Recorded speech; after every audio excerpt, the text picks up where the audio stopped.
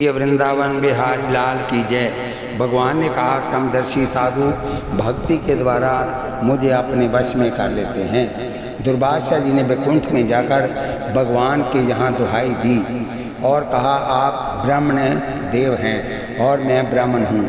आप शरणागत पालक हैं, मैं शरणागत हूँ।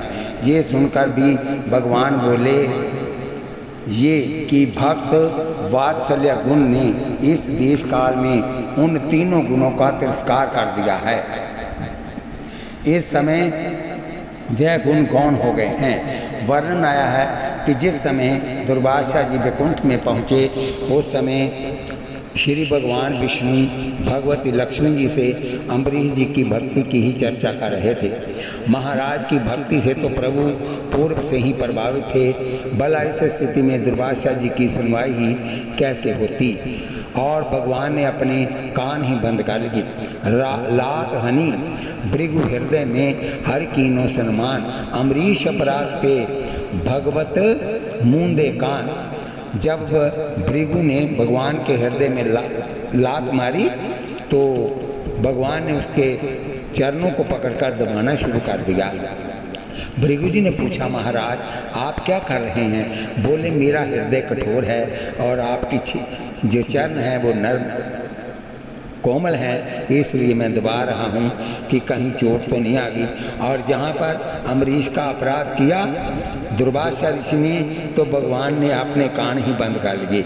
भगवान ने दुर्वासा ऋषि से कहा, मुझे साधु संत अत्यंत ही प्यारे हैं क्योंकि उनकी अपार श्रद्धा और प्रीति है। तुमने उन्हीं भक्तों का अपराध किया है, ये मुझसे कैसे सहा जा सकता है? वह मेरे भक्त मेरे लिए घर धन तन स्त्री पुत्र और अपने प्रिय प्राणों का भी परित्याग करके मेरी ओर आते हैं।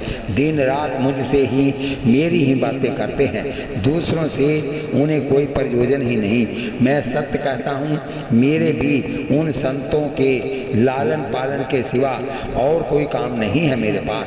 इसलिए आप तुम अम्बरीश की ही शरण में जाओ, वो ही तुम्हें बचा सकते हैं जिससे ये तुम्हारा दुख मिट जाए। वह मेरे भक्त बड़े ही दयालु हैं, सदा तीनों का प्रतिपाल करते हैं। उनके अंग प्रत्यंग में मेरी भक्ति भरी है। दूसरे द्वेष आदि भावों को वहाँ स्थान नहीं है। तुम निसंकोच उनकी शरण में जाओ। बोलिए वृंदावन बिहारी लाल की जय। बोलिए लाडली लाल की जय। भगवान से नित्य साक्षात्कार बना रहता है। किनका? भक्तों का। सत्संग वार्ता होती रहती है। भगवान के स्वयं तो मुनि की रक्षा में असमर्थता दिखाई, परंतु भगवत शरणागति व्यर्थ नहीं जाती है। इसलिए प्रभु ने उपाय बता ही दिया। भगवान कहते हैं, जो मैं काम नहीं कर सकता वो मेरे भक्त कर सकते हैं, और जो भक्त मेरा कह दे उसे मुझे वही करना पड़ता है। दुर्वासा जी आपका कल्याण हो। आप नामांग नंद परम भाग्यशाली राजा अम्बरीश के पास जाइए और उनसे क्षमा मांगिए, तब आपको शांति मिलेगी। भगवान ने साफ संकेत कर दिया कि आपने अपराध किया है, अतः आपको राजा से क्षमा याचना करनी होगी। केवल हाथ जोड़ने से काम नहीं चलेगा। बोलिए वृंदावन बिहारी लाल की जय। दुर्वासा जी का अपराध राजा को अपराधी मानना एक तो यही अपराध है, उस पर भी निरपराध पर दंड विधान महाअपराध है। दुर्वासा जी ने कहा, कौन सा मुँह लेकर अम्बरीश के पास जाऊंगा? मैंने तो उनका बहुत बड़ा अनिष्ट करने का उद्योग किया था। भगवान ने कहा कि मेरे भक्त दयालु तो भगवान भी हैं, परंतु भक्त बड़े अर्थात भगवान से भी बढ़कर दयालु होते हैं। तभी तो ये कहा गया है, राम ते अधिक राम कर दासा। सदा प्रतिपाल का भाव ये कि संत अनुग्रह ही करते हैं, निग्रह नहीं। भगवान अनुग्रह निग्रह दोनों करते हैं। पूर्व कहे कि संत अनुग्रह ही करते हैं, दया ही करते हैं। अब उसका हेतु बताते हैं, न्यूनता न डरे। भगवान तो कभी कभी जीव के महदपराध पर कोपित हो जाते हैं, दंड भी देते हैं, परंतु उनके जो भक्त हैं वो दयालु होते हैं। उन द्वेष करने वाले पापी, पापाचारी और कुकर्मा नराधमों को मैं संसार में बारंबार असुरी योनियों में गिराता हूँ, परंतु संत तो सपने हूँ नहीं देख ही पर दोषा, अतः कोपित होने दंड देने का कोई प्रश्न ही नहीं उपस्थित होता। संत इतने दयालु और कृपालु होते हैं। आप अदोष दर्शन का हेतु बताते हैं कि भक्ति गात गात है। भाव ये है कि संतों के रोम रोम में भक्ति समाई हुई है, अतः दोषानुसंधान के लिए जगह ही नहीं है। बोलिए वृंदावन बिहारी लाल की जय। आप एक छोटा सा दृष्टांत सुनिए, इसी कथा के साथ मिलता है। एक संत वन पथ से जा रहे थे। कुछ लोगों ने मना किया कि इस मार्ग में एक महादुष्ट रहता है जो साधु महात्मा को पत्थर मारता है, अतः आप ना जाएं। संत नहीं माने, गए उसी मार्ग से और दुष्ट ने भी अपने स्वभाववश संत को पत्थर मारा, सिर फूट गया, तो भी संत बिना कुछ कहे आगे बढ़ गए। कुछ दिन बाद फिर उसी मार्ग से लौटे तो देखे वह दुष्ट अत्यंत जवर के वेश में मूर्छित पड़ा हुआ था, उसको बुखार हुआ था। संत को दया आई, उसका सिर गोद में धरकर सहलाने लगे, मुंह में कमंडल का जल थोड़ा थोड़ा करके डालने लगे तो उसको आराम मिला। मूर्छा दूर हुई तो देखा जिस संत को मैंने पत्थर मारा था वही मेरे जीवन दाता निकले। उनका हृदय भर आया, आंखों से झरझर अश्रुपात होने लगा, चरणों में गिरकर अपराध के लिए क्षमा मांगने लगा। संत ने उसको धैर्य बंधाते हुए कहा, भैया तुम अपने ही तो हो, अपने दांतों से जीवा कट जाती है तो क्या उन्हें निकाल कर फेंक दिया जाता है? फिर तुमने तो कुछ किया भी नहीं। बोलिए वृंदावन बिहारी लाल की जय। भगवान के ऐसे वचन सुनकर दुर्वासा जी वहाँ से निराश होकर तथा अभिमान को त्याग कर राजा अम्बरीश के पास आए, उनके चरण पकड़कर क्षमा मांगी। राजा ने लज्जित होकर अति कोमल वचनों से ऋषि का सम्मान किया, फिर चक्र सुदर्शन की ओर हाथ जोड़कर प्रार्थना की कि हे चक्र सुदर्शन, भक्त सदा निष्काम रहते हैं, उन्हें कभी कोई कामना नहीं होती है, तथापि मैं चाहता हूँ कि आप इस ब्राह्मण का दुख दूर करें। इतने बड़े कष्ट का अनुभव किया है, इसने बड़े कष्ट का अनुभव किया है। राजा की प्रार्थना सुनकर और ब्राह्मण की व्याकुलता देखकर सदा संतों को सुख देने वाले चक्र सुदर्शन भगवान के मन में दया आ गई और उन्होंने अपना सा तेज छिपा लिया। बोलिए वृंदावन बिहारी लाल की जय।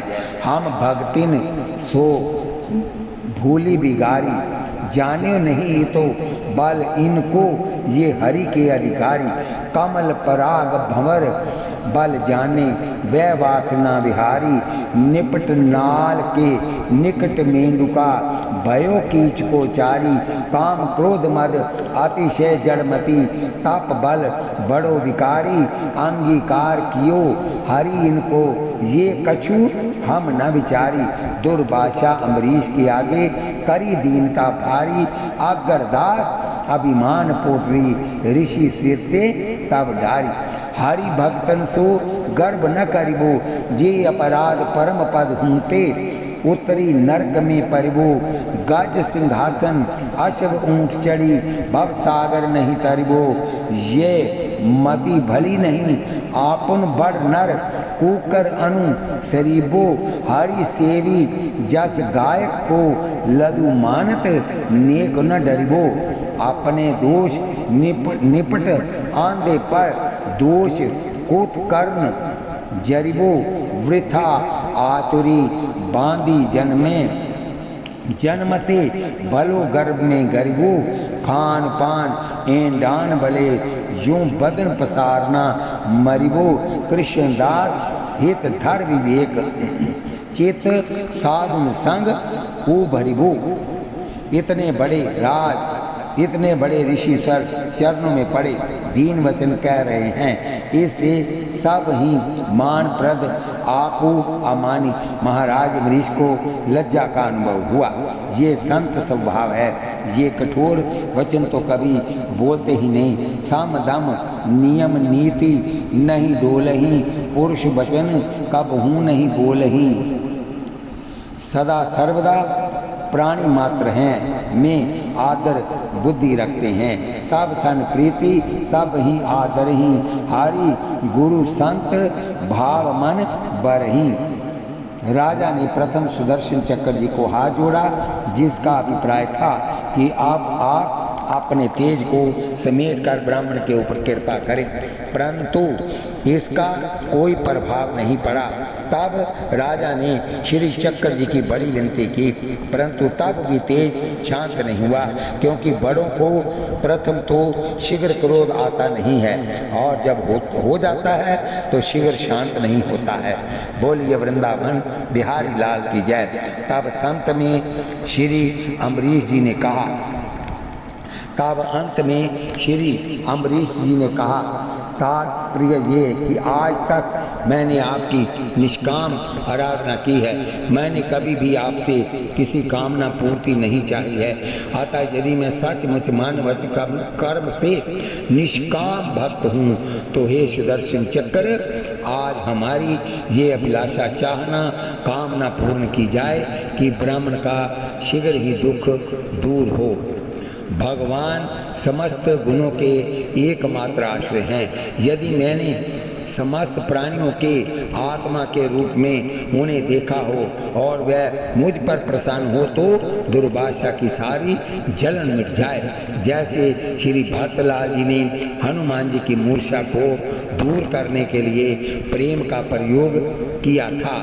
जो मोरे मन बच और काया, प्रीति राम पद कमल अमाया, तो कपि हो विगत श्रम सूला, जो मोह पर रघुपति अनुकूला, सुनत वचन उठ बैठ कपीसा। उसी प्रकार अम्बरीश जी ने यहाँ अपनी निष्कामता का प्रयोग किया। रीति है जो सर्वदा निष्काम सेवा करते हैं, उधार स्वामी उनका मुंह जोहा करते हैं कि ये कभी कुछ कहे मांगे, और यदि कदाचित वे कभी कुछ कामना करते हैं तो उसे तत्काल पूर्ण करते हैं। यहाँ भी ऐसा ही हुआ।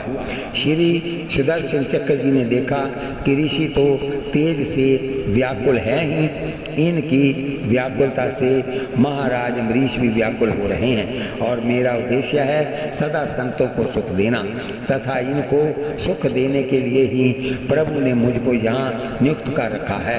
अतः मेरे किसी भी व्यवहार से राजा को दुख शोक व्याकुलता हो, ये उचित नहीं। अतः आई मन मांझ की, अब तो ठंडा ही हो जाना चाहिए, बस तुरंत ही सब तेज ढांकी राख्यो है। श्री चक्र जी ने अपना समस्त तेज समेट लिया, ऋषि की रक्षा हो गई। श्री अम्बरीश जी के इस सद्व्यवहार से दुर्वासा जी बड़े ही प्रभावित हुए। उनके मुंह से बरबस निकल पड़ा, आहो आज मैंने भगवान के प्रेमी भक्तों का महत्व देखा। राजन, मैंने आपका अपराध किया, फिर भी आप मेरे लिए मंगल कामना ही कर रहे हैं। जिन्होंने भक्तवत्सल भगवान श्री हरि के चरण कमलों को दृढ़ प्रेम भाव से पकड़ लिया है, उन साधु पुरुषों के लिए कौन सा कार्य कठिन है। जिनका हृदय उदार है, वह महात्मा भला किस वस्तु का परित्याग नहीं कर सकते हैं। राजन, आपका हृदय करुणा भाव से परिपूर्ण है। आपने मेरे ऊपर महान अनुग्रह किया। आहो, आपने मेरे अपराधों को सर्वदा भुलाकर मेरे प्राणों की रक्षा की है। सुनी दुर्भाषा की असिबानी, मुनि पद गयो भूप दो पानी। मुनि भवन मैं गयो लिवाई, शिष्य सहित भोजन करवाई। बार बार पद मैं दर्शीषा, कियो मुनीश विदा महिषा। चक्र त्रास भागत दुर्वास, बीत्यो एक वर्ष ज्योत त्रास है। तब लो ब्रह्म रहो भूप तब ठाड़ो, सोई चरणामृत ले मति गाड़ो। जब दुर्भाषा सुखित सिधारा, अम्बरीश तब कियो आहारा। वर्णन आया है कि वैसे तो अम्बरीश जी के शरणागत होने से दुर्भाषा जी की प्राण रक्षा हो गई, परंतु उनके मन का अमर्ष गया नहीं, कारण कि चक्कर ने बहुत पीछा किया था, अतः उनकी पीठ झुलस गई थी। जथा नयो तेज चक्कर चुन किए डारे हैं, खरो तन जा रहे हैं। शरीर भस्म तो नहीं हुआ, परंतु गर्मी अधिक बढ़ गई, जिसे शांत करने के लिए उन्हें उत्तराखंड जाना पड़ा। उसी अमर्ष में भरकर इन्होंने दीर्घ काल का कठोर तप करके भगवान को प्रसन्न किया। भगवान ने दर्शन दिया, वर मांगने को कहा, तो इन्होंने ये वर मांगा कि अम्बरीश की मुक्त होने के लिए साधन कर रहे हैं, तो उनको मुक्त होने के बजाय 10,000 बार जन्म लेना पड़े। भगवान भीतर से बड़े नाराज हुए और बोले, मुने मैंने आपको वर देने का वचन दिया है, अतः यद्यपि आप जो मांग रहे हैं वह है तो बड़ा ही अनुचित, परंतु मैं उसे इस प्रकार पूर्ण करूंगा कि अम्बरीश तो मुक्त होंगे ही, उनकी जगह पर मैं स्वयं 10 बार जन्म लूंगा। देखो, भगवान ने वचन देने के बाद स्वयं 10 बार जन्म लिया, लेकिन अपने भक्त को दुखी नहीं होने दिया। भक्त का 1000 जन्म और मेरा 1 जन्म बराबर है, अतः भगवान ने अम्बरीश के लिए 10 अवतार धारण किया।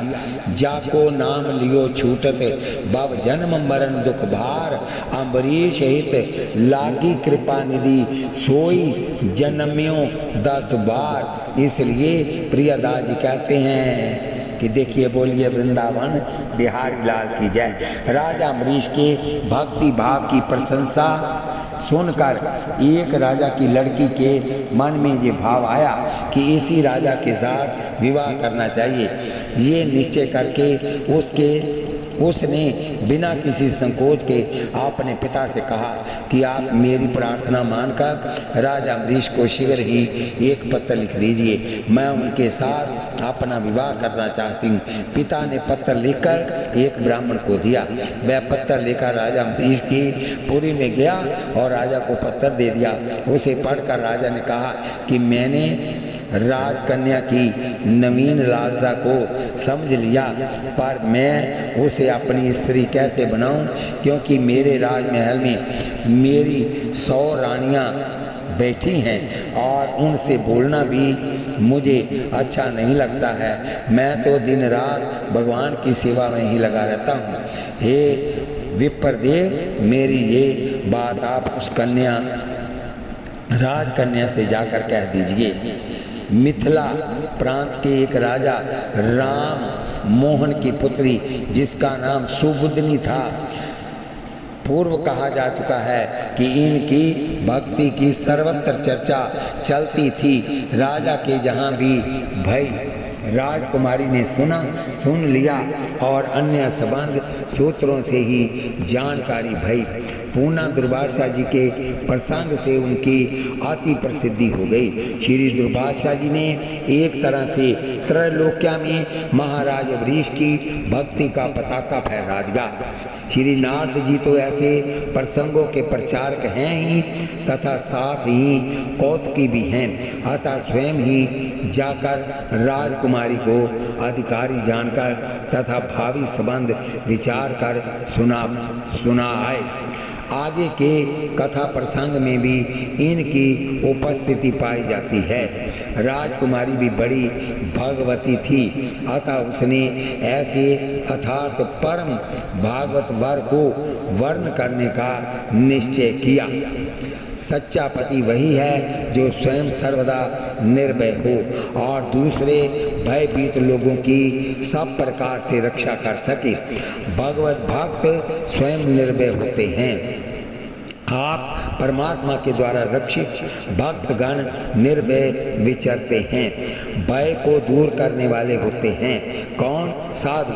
तुलसीदास रघुवीर बाहुबल सदा अभय काहू न डरे, तब तथा जीवों के भव भय को दूर करने वाले होते हैं। यथा संत शरण अति ही सुखदाई, छीन में दे भव बीती मिठाई। अतः ऐसे पति कर लीजिए। निशंक कहने का भाव ये है कि यद्यपि कन्या का पिता तुझसे पति के संबंध में वार्ता करना लज्जा का विषय है, माता से चाहे कह भी दे, परंतु प्रबल प्रेम में प्रेमी लज्जा की परवाह नहीं किया करते। बोलिए वृंदावन बिहारी लाल की जय, बोलिए लाडली लाल की जय। चाखा चाहे प्रेम रस, रखा चाहे लाज, नारायण प्रेमी नहीं बातन को महाराज। अतः निशंक कही पति कियो में ही भाव। लोक व्यवहार के अनुसार माता पिता कन्या के लिए सुयोग्य वर ढूंढते हैं, परंतु यहाँ तो राजकुमारी ने स्वयं वर्ण कर लिया। राजकुमारी की निष्ठा पर पिता बड़े ही प्रसन्न हुए। दूसरे इस संबंध से स्वार्थ और परमार्थ दोनों की सिद्धि है। परम भागवत से संबंध होने से परमार्थ सिद्धि और चक्रवर्ती महाराज से संबंध होने से स्वार्थ सिद्धि है। नई भक्ति 9 दिना, खेंचा खेंची 10 दिना। नयो चाव जान्यो, नई भक्ति 9 दिना, खेंचा खेंची 10 दिना। आइए एक दृष्टांत सुनिए। गांव में संतों की जमात पड़ी थी। पुआ तस्मय की रसोई थी, कूड़ा और खीर की। सामान बहुत बचा था। जो भी आता संत खूब प्रसाद देते। एक हलवाहा आया, उसे तो महापूर्ण करा दिए। उसने पूछा, क्यों महाराज ऐसे ही रोज माल गुटता है? रोज माल गुटता है? संत ने कहा, हाँ बच्चा। फिर तो वह घर गया ही नहीं, संतों के साथ लग गया। कुछ सेवा कर देता, खाने पीने को खूब माल मिलता। संयोग की बात 2-4 दिन के बाद ही वर्षा की जड़ी लग गई। ठीक से रोटी दाल बनना भी मुश्किल पड़ गया।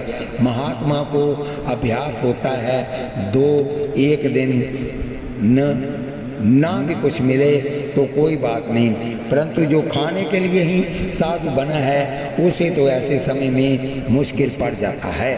हलवाहे को एक दिन बाल भोग नहीं मिला, इतने में ही घबराने लगा। संजोग से राजभोग का भी ठिकाना नहीं लगा। तब तो उसे बड़ी विकलता हुई। देवेच्छा से शाम को भी कोई समुचित व्यवस्था नहीं हुई। बस वह अधीर हो गया। एक परिचय का व्यक्ति मिला, उससे घर संदेश भिजवाया कि बूढ़े बैल को बेच गए नहीं, वैराग्य में अभी कचाई है। दूसरे दिन तो वह जमात छोड़कर घर भाग ही गया। तब एक महात्मा ने कहा, नख वाले सींग व्याघ्रादिकों का, नदियों का, सींग वाले जानवरों का, हाथ में शस्त्र लिए हुए का तथा स्त्रियों एवं राज कुलों का विश्वास नहीं करना चाहिए। बोलिए वृंदावन बिहारी लाल की जय, बोलिए लाडली लाल की जय, बोलिए जुगल सरकार की जय। एक पंडित जी बड़ी सुंदर कथा करते थे, खूब प्रसिद्धि हुई। सोजा सुनकर वहाँ के राजा भी कथा सुनने आने लगे और कथा के प्रभाव से धीरे धीरे विषयों से वैराग्य हो गया। सब ओर से आसक्ति हटाकर भगवत भजन में परवृत्त हो गए। रानी को ये बात खटकी, ये जानकर कि राजा के ऊपर कथा का रंग चढ़ गया है। एक दासी ने राजा की मति फेरने के लिए उपाय करने को कहा। तब वह दासी रानी से सुंदर वस्त्र आभूषण लेकर अपने को सुसज्जित कर पालकी में बैठकर कथा सुनने को आने लगी। 5 मोहरे नित्य भेंट करती। लोभी कथावाचकों का स्वभाव होता है कि जो भेंट पूजा विशेष देते हैं उनका विशेष ध्यान रखते हैं, परंतु इन पंडित जी पर दासी की माया नहीं चली। उसने हाव भाव, झनक, मनक एवं भेंट पूजा का प्रयोग निष्फल गया। तब वह एक दिन रात्रि में प्रेत का स्वांग कर पंडित जी के पास आकर उभाने लगी। पंडित जी के पूछने पर उसने अपने को प्रेत कहा और मेरा निवास राजा के महल के पिछवाड़े पीपल के वृक्ष पर है। तुम्हारी स्त्री ने मानता की थी, परंतु उसने हमारा पूजन नहीं किया। तो यदि तुम अपनी खैर चाहते हो तो आज रात के 12 बजे अपनी स्त्री को कंधे पर बिठाकर पूजा की सामग्री लेकर मेरे स्थान पर आकर मेरा पूजन करो, अन्यथा मैं सर्वनाश कर दूंगी। राजमहल के पिछवाड़े वाली बात सुनकर तो पंडित जी को शंका हुई कि कहीं रानी का कोई षड्यंत्र तो नहीं है, परंतु फिर जैसी हरि की इच्छा ये विचार कर स्वीकार कर लिए और निश्चित समय पर वहाँ पहुँच ही गए। उधर रानी अवसर की प्रतीक्षा में थी। उसने तुरंत ही राजा को ये कौतुक दिखाया। राजा कौतूहलवश जब समीप गए तो देखे वही पंडित जी हैं जो नित्य उपदेश करते हैं। बड़ा आश्चर्य हुआ इस कहनी आन विधि रहनी आन विधि पर। आखिर पूछ ही बैठे, पंडित जी ये सब मैं क्या देख रहा हूँ। पंडित जी ने कहा, राजन देख लो, माया की प्रबलता हमेशा चरणों में रहने वाली आज सिर पर चढ़ रही है। भला विचारो तो सही, जब मुझ सरीखे पंडित की भी ये दशा हो रही है तो अन्य की तो बात ही क्या। अतः इससे दूर ही रहना चाहिए। इन कर संग सदा सुखदाई। इन पर बोलिए राजा की समझ में बात आ गई। भगवत कृपा से रानी का ये भी षड्यंत्र निष्फल चला गया। अतः कैसे तिया दीजिए कहा, जाको मन लागो गोपाल सोता ही और नहीं भावे, लेकर मीन दूध में रखो, जल बिनु नहीं सच पावे। बोलिए वृंदावन बिहारी लाल की जय। ब्राह्मण ने आकर राजा की लड़की से कहा कि मैं हवा की तरह शीघ्रता से गया और आया, पर विवाह संबंधी कार्य थोड़ा भी नहीं बना। आप बताओ और कौन सा उपाय किया जाए। राजकन्या ने ब्राह्मण को फिर भेजते हुए कहा कि उनके मना करने से मुझे बड़ा सुख हुआ और मैं जान गई कि वे परम विरक्त और धर्मज्ञ हैं। उनके मन में स्त्री का लोभ नाम मात्र भी नहीं है। फिर वह प्रेमातुर होकर बोली कि उनकी भक्ति ने ही मेरे मन को मोहित कर लिया है, मैं उन्हें अपना पति बना चुकी, अब किसी दूसरे मनुष्य का सुख नहीं देखूंगी।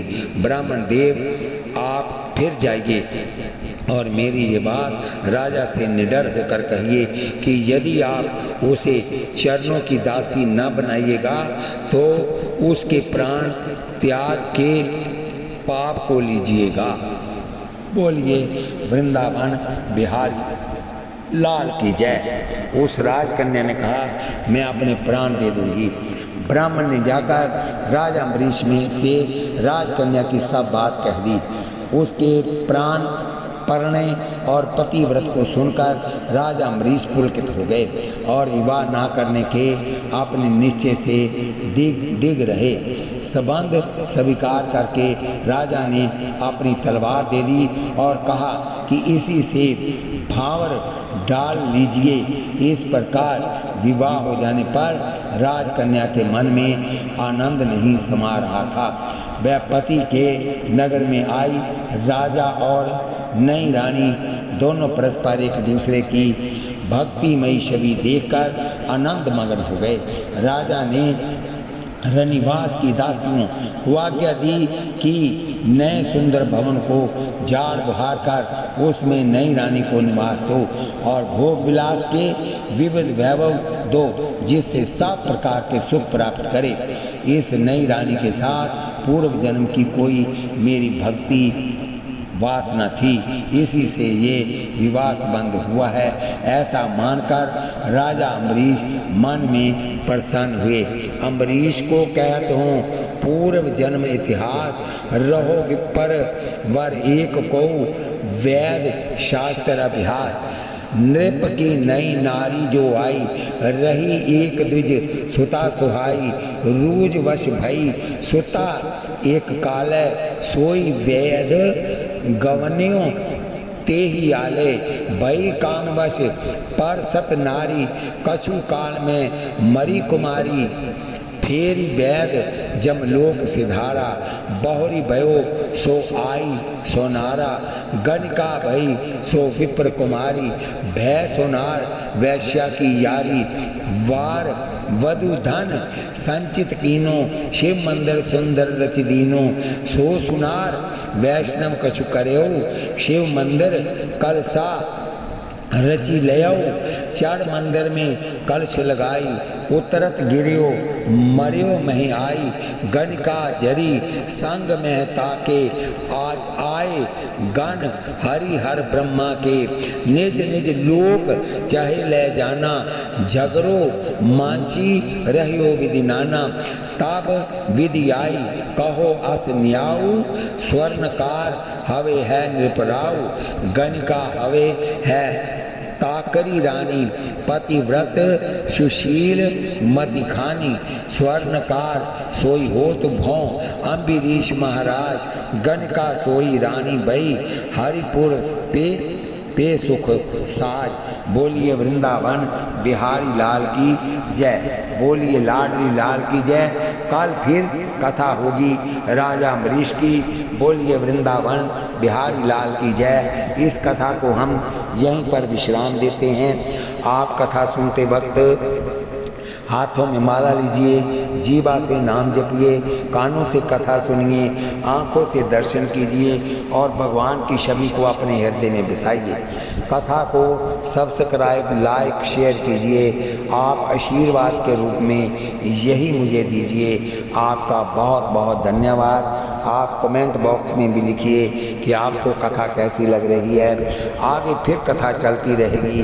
बोलिए वृंदावन बिहारी लाल की जय। सब्सक्राइब लाइक शेयर करना नहीं भूलिए। सब्सक्राइब और लाइक एक बार ही होता है और शेयर जितनी बार मर्जी कर दो। बोलिए वृंदावन बिहारी लाल की जय। आपके द्वारा शेयर की हुई कथा यहाँ तक जाएगी। जो लोग सुनेंगे उनका आधा फल आपको भी मिलेगा। बोलिए वृंदावन बिहारी लाल की जय। बोलिए लाडली लाल की जय। बोलिए जुगल सरकार की जय।